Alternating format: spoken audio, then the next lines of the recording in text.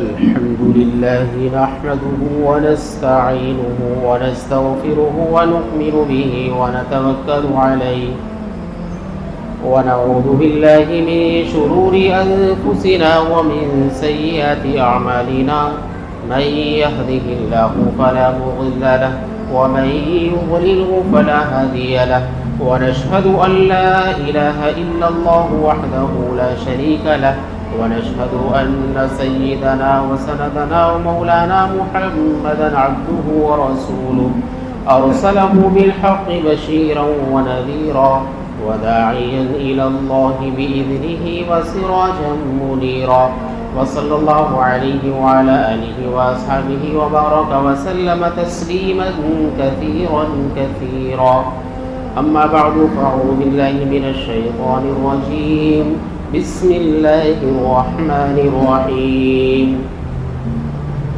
يرفع الله الذين آمنوا منكم والذين أوتوا العلم درجات والله بما تعملون خبير وقال تعالى إنما يخشى الله من عباده العلماء قال النبي صلى الله عليه وسلم العلماء ورثة الأنبياء وقال النبي صلى الله عليه وسلم كن عالما أو متعلما أو مستمعا أو محبا ولا تكن الخامس فتهلك آمنت بالله صدق الله مولانا العظيم وصدق رسوله النبي الكريم ونحن على ذلك لمن الشاهدين والشاكرين والحمد لله رب العالمين. محترم بزرگوں دوستوں، اللہ تبارک و تعالیٰ کا بے انتہا کرم ہے، احسان ہے، شکر ہے. اللہ عز و جل نے ہمیں اپنے دربار عالی کے اندر آنے کی توفیق مرحمت فرمائی. اللہ عز و جل ہمارا نماز کے لیے آنا بے انتہا قبول فرمائے. پیارے بھائیوں، بزرگوں، دوستوں، اللہ تبارک و تعالیٰ نے اس دنیا کے اندر بہت ساری نعمتیں اتاری ہیں اور تمام نعمتیں انسانوں کے فائدے کے لیے بنائی ہیں. رات دن بے شمار نعمتیں بندے کے اوپر نازل ہوتی ہیں، بارش کی طرح برس رہی ہیں. ان بے شمار نعمتوں کے اندر ایک نعمت یہ بھی ہے کہ اللہ تبارک و تعالیٰ نے اس دنیا کے اندر علماء کو انبیاء کا وارث بنایا ہے. یہ بہت بڑی نعمت ہے کہ علماء انبیاء کے وارث ہیں.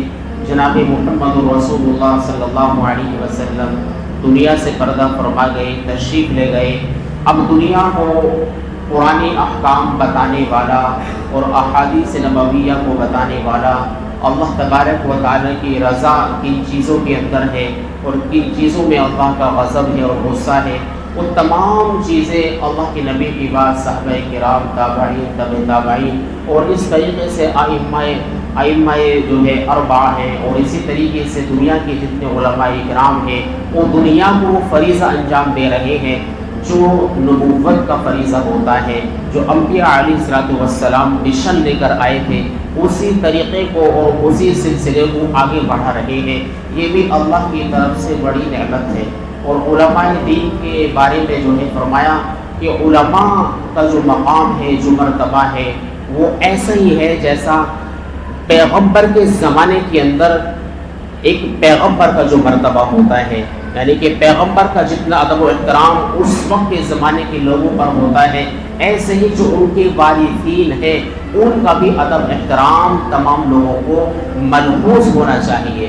جس طریقے سے آقا علیہ السلام دنیا سے تشریف لے گئے، آپ اپنی قبر اطہر کے اندر موجود ہیں، تو فرماتے ہیں قبر اطہر کے پاس جا کر بھی وہی ادب، وہی لحاظ اور پاس لحاظ ملحوظ ہونا چاہیے جو آقا کی زندگی کے اندر ملحوظ ہونا چاہیے تھا. کیونکہ جناب محمد رسول اللہ صلی اللہ علیہ وسلم اپنی قبر اطہر کے اندر حیات ہے، زندہ ہے. آپ کو جب ہم سلام کرتے ہیں تو آپ سلام کا جواب دیتے ہیں. تو اسی طریقے سے وہی ادب احترام جو دنیا کے اندر تھا وہی ملحوظ ہونا چاہیے. ایسے ہی جو ہے علماء کرام کا بھی جو ادب احترام ہے اس کو بھی شریعت نے بتایا ہے کہ ان کے سامنے بھی اپنی آوازوں کو پست کیا جائے، ان کے سامنے بلند آواز سے نہ بولا جائے اور ان کا ہر اعتبار سے ادب احترام मलहूज करना चाहिए। जो आदमी उलमा का अदब करता है, आइम्मा का अदब करता है, फरमाते हैं कि अल्लाह उसकी नस्लों के अंदर दीन के दाईयीन को, उलमा को पैदा फरमाते हैं। जो आदमी उलमा से मोहब्बत करता है उसकी नस्लों के अंदर अल्लाह उलमा को पैदा फरमाएंगे। और जो आदमी उलमा से नफरत करेगा, उलमा से बुग़्ज़ रखेगा, अल्लाह उसकी 7 नस्लों तक कोई आलिम पैदा नहीं फरमाएंगे। यानी इतना बड़ा खमियाजा है उलमा से नफरत करने का, उलमा से बुग़्ज़ रखने का। और जब जन्नती जन्नत में जा रहे होंगे, उलमाए किराम की जन्नत में जा रहे होंगे, तो अल्लाह तबारक व तआला उलमा से कहेंगे कि तुम जन्नत में जा रहे हो, अरे उधर तो देखो वो लोग खड़े हुए हैं जो तुमसे मोहब्बत करते थे, जो तुमको हदिया दिया करते थे, जो तुम्हारे खिलाफ साजिश करने वालों को जवाब दिया करते थे, जो तुम्हारे खिलाफ गीबत करने वालों की गीबत को नहीं सुना करते थे, जो तुम्हारे सपोर्ट में रहते थे, अरे वो खड़े हुए हैं। हाँ, उनकी नेकियां कम थी, उनकी नमाजें कम थी, उनके रोजे कम थे, लेकिन जो है वो तुम्हारे खिलाफ किसी की जुबान अगर खुलती थी उसका बदला लिया करते थे। वो लोग खड़े हुए हैं, उन्हें तो देखिए। जब उलमाए किराम उधर देखेंगे तो अल्लाह कहेंगे जिसकी तरफ तुम इशारा करोगे उसे अपने साथ जन्नत में लेकर के चले जाओ। जो तुम्हारे जो है सपोर्ट में खड़े रहते थे, तुम्हारे खिलाफ जुबान दराज करने वालों की जुबानों को लगाम दिया करते थे, उनको अपने साथ जन्नत में लेकर के चले जाओ। और फरमाया कि जन्नती जब जन्नत में चले जाएंगे, अल्लाह तबारक व तआला जन्नतियों से मालूम करेंगे तुम्हें सब मिल गया है, सब कुछ मिल गया है। तो लोग कहेंगे कि अल्हम्दुलिल्लाह हमें सारी नेमतें मिल गई हैं, बहुत सारी इनामात मिल गए हैं। तो अल्लाह कहेंगे उलमा से मालूम कीजिए, अभी कुछ बाकी तो नहीं है, कोई नेमत बाकी तो नहीं है। लोग उलमाए किराम के पास जाएंगे, जन्नत के अंदर भी उलमा की जरूरत पड़ रही है। उलमा से जब मालूम करेंगे तो उलमा कहेंगे कि हाँ, अभी एक नेमत बाकी है। वो नेमत कौन सी है? वो अल्लाह का दीदार है। अभी अल्लाह का दीदार होना बाकी है। अल्लाह से कहिए कि अल्लाह हमें अपना दीदार करा दीजिए। उलमा जब लोगों से कहेंगे, लोग अल्लाह से कहेंगे अल्लाह अपना दीदार करा दीजिए। तो जब अल्लाह तबारक व तआला बंदों को अपना दीदार कराएंगे, उससे पहले जितनी नेमतें मिली होंगी वो सारी की सारी उस दीदार के आगे हेच और कम तर हो जाएंगी। अल्लाह का ऐसा दीदार होगा। अल्लाह जब अपनी तजल्ली फरमाएंगे, सारे लोग टिटकी बांध के अल्लाह को देख रहे होंगे, बिल्कुल सन्नाटा हो जाएगा। सारी नेमतें उससे पहले की सब छोटी और कम तर नजर आएंगी। तो उलमा का ये मकाम होता है। उलमा से जो आदमी मोहब्बत करता है, फरमाया एक सहाबी अल्लाह के नबी के पास आए और यूं कहने लगे, या रसूल अल्लाह मतस्सा, कयामत कब आएगी? या रसूल अल्लाह कयामत कब आएगी? तो अल्लाह के नबी ने ये कहा, तुमने क्या क्या तैयारियां कर रखी है? जो कयामत के बारे में मालूम कर रहे हो, तुमने कितनी तैयारियां कर रखी है? तो उन्होंने कहा कि मेरे पास कोई खास तैयारी नहीं है, मेरे पास इतनी अच्छी नमाजें भी नहीं है, इतने अच्छे रोजे भी नहीं हैं। तो और क्या है तुम्हारे पास जो तुम कयामत के बारे में मालूम कर रहे हो? तो उन सहाबी ने कहा कि और कुछ तो मेरे पास नहीं है, मुझे अल्लाह और उसके रसूल से मोहब्बत है। तो अल्लाह के नबी ने फरमाया अंता मा अहबब्ता, फरमाया कि जो आदमी जिससे मोहब्बत करेगा, कयामत के दिन को उसी के साथ कर दिया जाएगा। जो आदमी जिससे मोहब्बत करेगा, कयामत के दिन वो उन्हीं के साथ कर दिया जाएगा। हम नेक लोगों से मोहब्बत करेंगे, उलमा से मोहब्बत करेंगे, अइम्मा से मोहब्बत करेंगे, तो जाहिर है कि अल्लाह तबारक व तआला जब उन पर इनामात की बारिशें बरसाएगा तो फरमाते हैं कि जो मुझसे मोहब्बत करने वाले होंगे वो भी उन्हीं के साथ जन्नत के अंदर चले जाएंगे। नफरत करने से कोई फायदा हासिल नहीं होगा।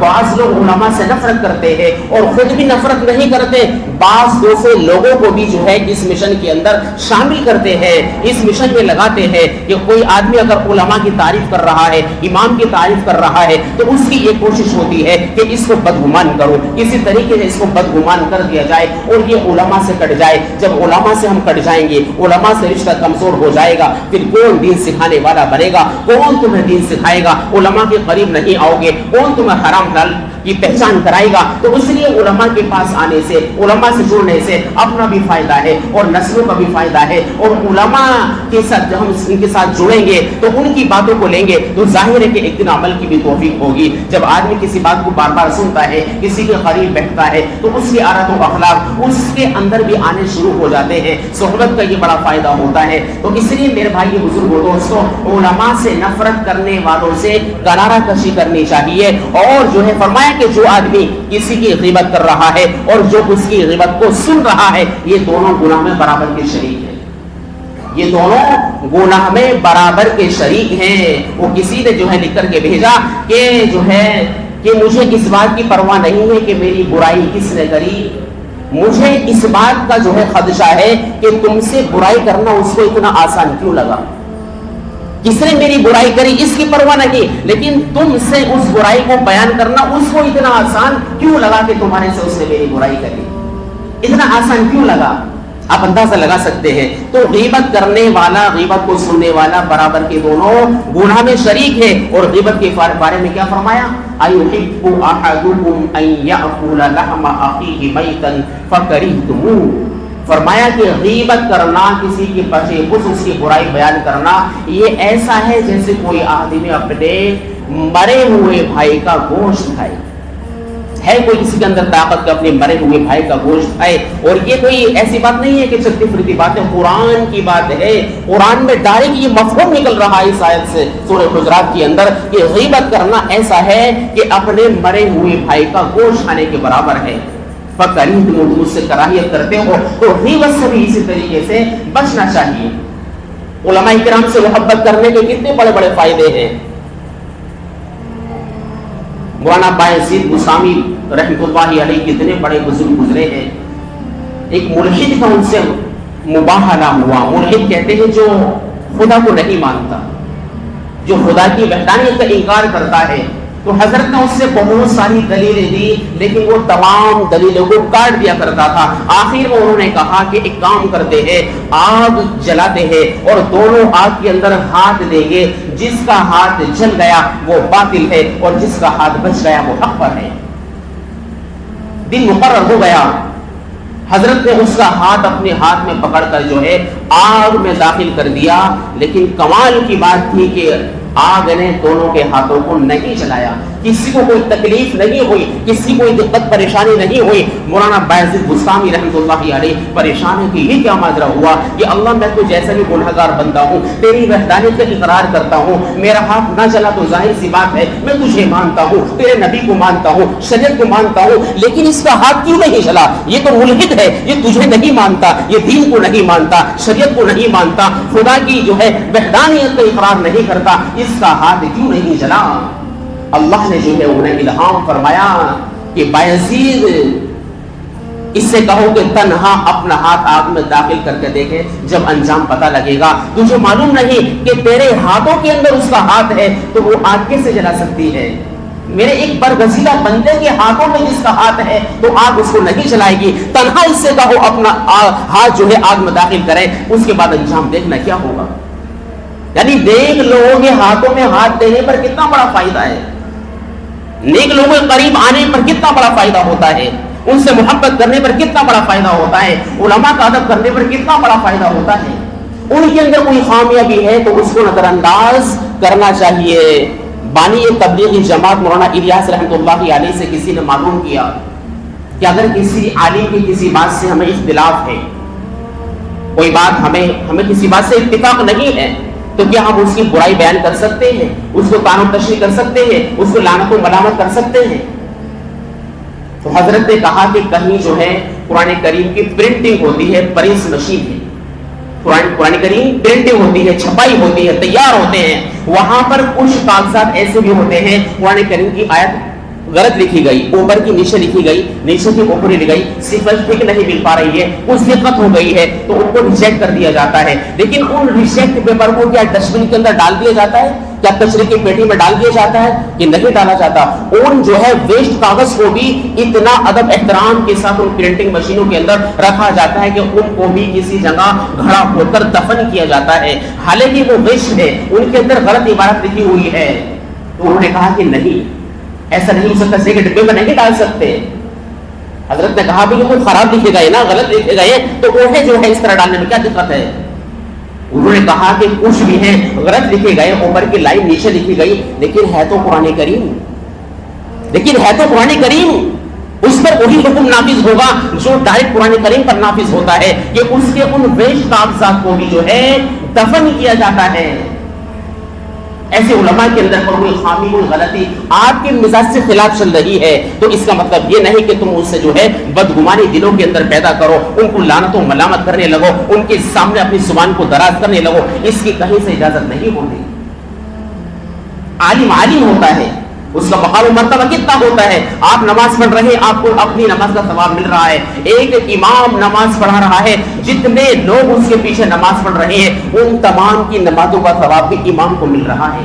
100 آدمی پیچھے نماز پڑھ رہے ہیں تو اپنی نماز کا ثواب اور 100 آدمی کی نمازوں کا ثواب بھی امام کو ملتا ہے۔ 1000 آدمی پیچھے نماز پڑھ رہے ہیں، ان 1000 کی نمازوں کا ثواب بھی امام کو ملتا ہے۔ تو امام کا مقابلہ کوئی کر سکتا ہے اس کی نیکیوں کا؟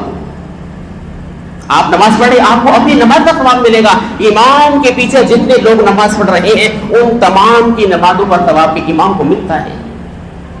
تو علماء کا مقام و مرتبہ کیا ہے؟ علماء سے آپ بغض رکھیں گے، فرمایا اللہ کے نبی نے جب میری امت 4 چیزوں کے اندر مبتلا ہو جائے گی تو ان پر جو ہے 4 قسم کے عذاب جو ہے نافذ کیے جائیں گے۔ ان میں سے ایک گناہ یہ بھی ہے کہ علماء کی طرف سے دلوں میں بغض رکھنا، دلوں میں کینہ رکھنا، اور بھی اس کی لمبی فہرست ہے، میں تفصیل میں جانا نہیں چاہتا کہ علماء سے دلوں کے اندر بغض رکھو گے، علماء سے جو ہے دل میں کینہ رکھو گے تو فرمایا کہ ایک عذاب تو ان پر یہ ہوتا ہے کہ امت قحط سالی کے اندر مبتلا ہوتی ہے۔ جب قحط سالی ہوتی ہے تو مہنگائی ہوتی ہے۔ آج آپ دیکھ رہے ہیں مہنگائی آسمان کو چھو رہی ہے، کس قدر مہنگائی ہے کہ امت جو ہے بھوک مری کے اندر مبتلا ہوگی، قحط سالی کے اندر مبتلا ہوگی۔ دوسرا عذاب یہ ہوگا کہ ظالم بادشاہ ان پر مسلط کیے جائیں گے۔ تیسرا عذاب یہ ہوگا حکام جو ہے خیانت کریں گے۔ آج کتنے جو ہے حکما جو لوگ ہیں جو سرکاری مالوں کے اندر جو ہے کیا کرتے ہیں، خیانت کرتے ہیں۔ اتنا کوٹا کس چیز کے لیے پاس ہوا، اتنا کوٹا کبھی اس جگہ پر آ کر نہیں لگتا ہے، کتنے لوگوں میں وہ ڈیوائڈ ہو جاتا ہے، تو خیانت عام ہے۔ اور اسی طریقے سے فرمایا کہ جو ہے ظالمین کی طرف سے جو ہے پے در پہ جو ہے عذاب اور جو ہے حملے ہوتے رہیں گے۔ آج آپ دیکھ رہے ہیں ہر چیز پر حملہ ہو رہا ہے، شریعت پر حملہ ہو رہا ہے، اذانوں پر حملہ ہو رہا ہے، مسجدیں ڈھائی جا رہی ہیں، مدرسوں پر بلڈوزر چلائے جا رہے ہیں، وقفی جائیدادوں کو ہڑپ کیا جا رہا ہے، کہیں حجاب کا مسئلہ ہے، کہیں طلاق کا مسئلہ ہے، کہیں یکساں سول کوڈ کا مسئلہ ہے۔ دن رات یہ حملے ہمارے دین پر ہو رہے ہیں۔ تو علماء سے جو ہے بغض رکھنے کا یہ عذاب بھی ہوتا ہے۔ مولانا بدر عالم میرٹھی بہت بڑے اللہ والے گزرے، مولانا بدر عالم میرٹھی مدینے کے اندر ان کا انتقال ہوا، اللہ نے جنت البقیع کے اندر ان کو جو ہے قبر عنایت فرمائی، جنت البقیع کے اندر آرام فرما رہے ہیں۔ وہاں کی حکومت کیا کرتی ہے، 1 سال 2 سال 3 سال میں قبروں کو برابر کر دیا کرتی ہے، کیونکہ دنیا بھر کے لوگ جاتے ہیں، ان کو برابر کر کے دوبارہ سے نئی جو ہے اس کے اندر جو ہے لاش جو ہے رکھ دی جاتی ہے۔ 3 سال کے بعد جب ان کی لاش کو کھولا گیا تو دیکھا کہ کفن بالکل صحیح سالم ہے، ان کا بدن بالکل صحیح سالم ہے، تر و تازہ ہے، جیسے آج کل میں یہ لاش کو تدفین کی گئی ہو۔ معلوم کیا گیا ہے کس کی لاش ہے تو پتہ لگا کہ یہ ان میرٹھ کے بڑے عالم تھے، مولانا بدر عالم میرٹھی۔ تو بادشاہ نے کہا کہ ان کی لاش کو ایسی دفن کر دو، اس کو نہ چھیڑو۔ اس سال بعد دوبارہ سے یہ مشن آیا تو دوبارہ سے ان کی قبر کو کھولا گیا تو لاش بالکل ایسی تر و تازہ ہے۔ لکھا ہے کہ تقریباً 3 مرتبہ ان کی لاش کو عرصے کے بعد کھولا گیا، ہر مرتبہ ایسی تر و تازہ ان کی لاش ملی۔ تو بادشاہ نے حکم دیا کہ آج کے بعد اب ان کی قبر کو نہیں کھولا جائے گا۔ جنت البقیع کے اندر جہاں صحابہ کرام ازواج مطہرات یہ تمام کے تمام مدفون ہیں، کتنا مبارک وہ قبرستان ہے۔ لیکن لوگوں میں حیرت ہوئی کہ ان کا کیسا کون سا عمل تھا۔ بات چلتی چلتی ہندوستان آئی، ان کے بچوں سے معلوم کیا کہ تمہارے والد صاحب کا ایسا کون سا عمل تھا جس کی وجہ سے ان کی لاش ابھی تک ایسی تر و تازہ ہے۔ تو بچوں نے کہا کہ کوئی زیادتوں میں معلوم نہیں ہے، البتہ یہ علماء کا بڑا ادب کرتے تھے، خود عالم تھے لیکن علماء کا اتنا ادب کرتے تھے، کسی عالم کی طرف پیر پھیلا کر کبھی نہیں بیٹھتے تھے، کسی عالم کی طرف اپنی پیٹھ بھی نہیں کیا کرتے تھے کہ ذرا سا کوئی بچہ بھی اگر حافظ قرآن ہے اس کا بھی ادب کرتے تھے۔ یہ ادب بہت تھا ان کے اندر۔ تو فرمایا کہ یہی وجہ تھی جس کی وجہ سے اللہ نے ان کو یہ مقام و مرتبہ عطا فرمایا۔ تو ہمیں چاہیے کہ ہم علماء کا ادب کریں اور ان کو جو ہے اپنے سروں کا تاج بنائے، ان کے قریب بیٹھے، ان سے جو ہے استفادہ کرے، ان سے فائدہ اٹھائیں، دینی استفادہ ان سے کرنا چاہیے اور کسی کی باتوں میں نہیں آنا چاہیے۔ بعض لوگ یہ ہوتے ہیں کہ سنو سنائی باتوں پر بدگمان ہو جاتے ہیں۔ ایک حدیث میں فرمایا کہ لوگوں میں سب سے بڑا جھوٹا انسان وہ ہے کہ جو کچھ اسے کہیں سے رپورٹ ملی اسے آگے شیئر کر دی۔ کوئی بات اسے کسی کو پتہ لگی کہ انسان کے جھوٹا ہونے کے لیے کافی ہے کہ کوئی بات اسے پتہ لگی اسے بغیر کسی تحقیق تصدیق کے جو ہے آگے شیئر کر دی۔ یہ لوگوں میں سب سے برا، سب سے جو ہے جھوٹا انسان ہے۔ تو بدگمان کرنے والوں سے جو ہے بچنا چاہیے اور جو ہے اپنے دل دماغ کو پاک اور صاف رکھنا چاہیے۔ ہمیں جو ہے شریعت کو فالو کرنا چاہیے، قرآن کیا کہتا ہے، اسلام کیا کہتا ہے، اسی کے مطابق ہم زندگی گزاریں گے تو ہمارے لیے فائدہ ہوگا، ورنہ بڑا خسارہ ہے، خمیازہ ہے۔ رشید احمد گنگوہی رحمۃ اللہ علیہ کیا فرماتے ہیں کہ جو آدمی علماء کا مخالف ہوتا ہے، علماء سے بدگمانی کرتا ہے، علماء سے دلوں میں کینہ رکھتا ہے، اس کی قبر کھود کے دیکھو، اس کی قبر اگر کھود کے دیکھو گے تو اس کا چہرہ قبلے کی طرف سے پھیر دیا جاتا ہے۔ جب قبر میں لاش کو اتارتے ہیں تو چہرہ کدھر کرتے ہیں؟ قبلے کی طرف کرتے ہیں نا۔ لیکن جو علماء سے بدگمان رہتا ہے، علماء سے کینہ رکھتا ہے، اللہ اس کا چہرہ فرشتے سے کہتے ہیں کہ اس کا پیچھے کو پھیر دو۔ فتاوی عزیزہ کے اندر مولانا شاہ عبد العزیز شہید رحمۃ اللہ علیہ نے لکھا ہے کہ احانۃ العلماء کفر، کہ جو آدمی علماء کی توہین کرتا ہے اندیشہ ہے اس کا خاتمہ کہیں کفر پر نہ ہو جائے، کفر کی موت مر سکتا ہے۔ تو اس لیے میرے بھائیوں بزرگوں دوستوں، علماء سے محبت کرنی چاہیے اور جو ہے علماء کے خلاف سازش کرنے والوں کو اس کا جواب دینا چاہیے اور ایسے لوگوں سے تھوڑا کنارہ کشی کرنی چاہیے۔ سلام دعا تو کرنی چاہیے، لیکن ایسا نہیں ہے کہ جو ہے آپ ان کی باتوں کو سنیں۔ غیبت کرنے والا سننے والا دونوں برابر کی گناہوں کے اندر شریک ہوتے ہیں۔ اللہ علماء سے محبت کرنے کی ہم سب کو توفیق مرحمت فرمائے۔ وآخر دعوانا ان الحمد للہ رب العالمین۔